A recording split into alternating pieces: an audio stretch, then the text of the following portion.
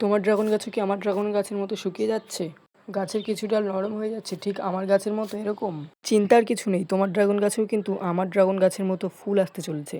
তো যেটা বলছিলাম সেটা হচ্ছে ড্রাগন হলো ক্যাকটাস জাতীয় উদ্ভিদ, আর এর কোনো অন্যান্য গাছের মতো কিন্তু পাতা হয় না।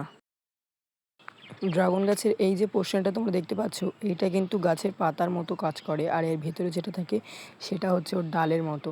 তো এই যে পোর্শন আমরা সারা বছর যে খাবারটা দিই এর মধ্যেই কিন্তু ও সেই খাবারটা ধরে রাখে।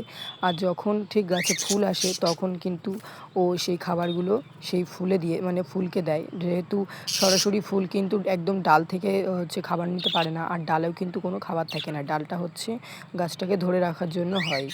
আর ঠিক এই কারণে কিন্তু ড্রাগন গাছে ফুল বা ফুলের কুঁড়ি আসলে হচ্ছে ড্রাগন গাছ এরকম নরম হয়ে যায়। এটা তখনও হয় যখন কুঁড়ি আসার সম্ভাবনা থাকে। তো এই জন্য এটা নিয়ে আমাদের বেশি চিন্তিত হলে হবে না। তো এটা হচ্ছে খুশির একটা বিষয়।